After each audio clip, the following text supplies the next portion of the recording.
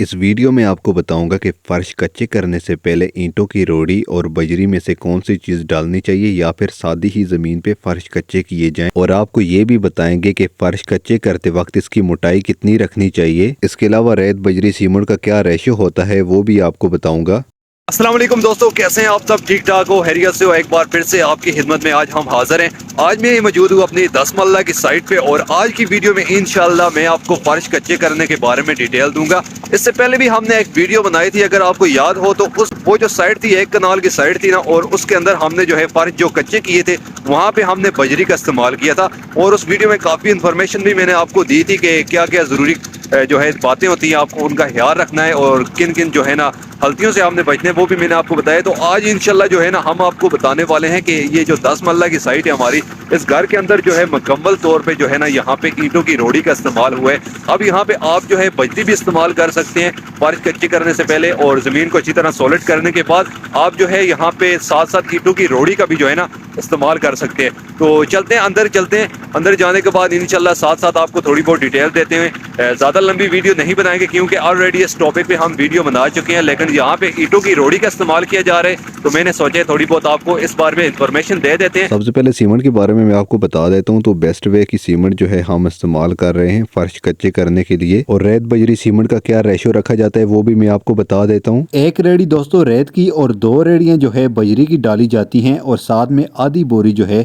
Cement की डालते हैं, और ये इसका रेशियो होता है। यहाँ पे आप पूरी बोरी भी डाल सकते हैं, लेकिन रेत और बजरी का रेशियो यही रहता है। ये घर का मेन एंट्रेंस वाला हिस्सा है और यहाँ पे गेट लगेगा और सामने बिल्कुल कार पोर्च है। यहाँ पे तकरीबन सारी जो है ना मुकम्मल जो है ईंटों की रोड़ी का इस्तेमाल किया गया है, और इसी तरह पूरे जो अंदर कमरे हैं ना वहाँ पे भी जो है मुकम्मल तौर पर ईंटों की रोड़ी हमने डाली है, और वो डालने के बाद जो है फर्श हमने कच्चे किए हैं। अभी मैं चल के अंदर आपको दिखा देता हूँ। तो यहाँ सामने के 2 कमरों में और इस हाल के अंदर जो है बेड डाला जा चुका है, और अभी जो मेन हिस्सा ये वाला बाहर का हिस्सा रह चुका है, और यहाँ पे भी जो है ना काम स्टार्ट हो चुका है।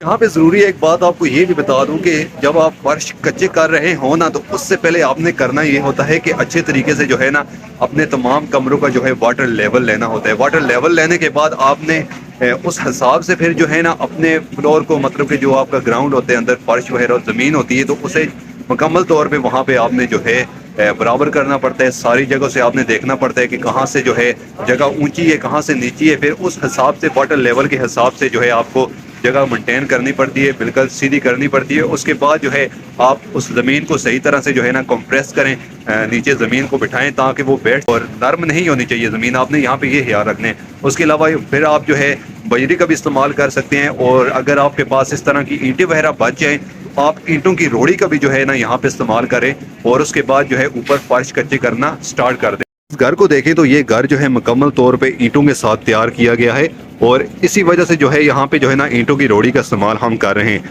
वो इसलिए क्योंकि यहाँ पे ज़्यादा जो है ईंटों के पीस जो है ना बच चुके थे, और बच जाने की वजह से फिर हमने सोचा है कि जो है ईंटों की रोड़ी इस्तेमाल की जाए तो वो बेहतर है। ईंटों की रोड़ी और बजरी इसलिए इस्तेमाल की जाती है कि इससे आपकी ज़मीन की मजबूती बढ़ जाती है और फर्श जो है बाद में बैठता नहीं है। फर्श कच्चे करने से पहले इस तरह के निशान जो है लाजमी दिए जाते हैं। इन निशानों की मदद से जब फर्श डाला जाता है तो फर्श कहीं से भी टेढ़ा नहीं होता, बल्कि एकदम बिल्कुल सूत्र में होता है। वैसे ठिया और लेवल का निशान भी कहते हैं, और इसकी ऊंचाई जो है तकरीबन 3 इंच की रखी जाती है, और इस हिसाब से ही जो है फर्श डाला जाता है। फर्श कच्चे करने के दौरान गज का इस्तेमाल लाजमी होता है। इसी की वजह से आपके फर्श की खूबसूरती निकल के आती है और वो बिल्कुल लेवल में तैयार होता है। उसके साथ साथ आपके वर्कर का तजर्बाकार होना भी लाजमी है। खाली गज मारने से ही काम नहीं चलता, क्योंकि किसी काम की खूबसूरती आपके कारीगर के हाथों की महारत होती है।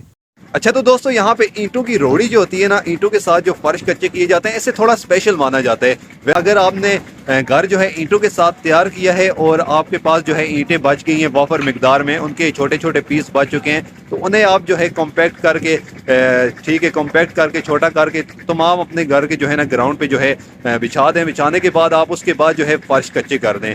पिछली वीडियो में आपने देखे तो वो एक कनाल का बहुत बड़ा घर था, और ये 10 मरले की हमारी साइट है। तो उस घर में हमने जो है ना ग्राउंड को अच्छी तरह कॉम्पैक्ट किया था, काफ़ी मजबूत हो गया था। फिर हमने जो है ना फर्श कच्चे किए थे। तो उसके अलावा दोस्तों अगर आप जो है हमसे जो है इसी तरह घर वगैरह बनवाना चाहते हैं, नक्शा वगैरह बनवाना चाहते हैं या किसी और चीज़ के बारे में हमसे जानना चाहते हैं, सामने स्क्रीन पे आपको हमारे नंबर शो हो रहे हैं। इन नंबर से हमसे जो है व्हाट्सएप पे रब्ता करें। इंशाल्लाह मैं मिलता हूँ दोस्तों आपको इसी तरह की नेक्स्ट वीडियो में। तब तक के लिए मुझे दें इजाज़त। अल्लाह हाफिज़।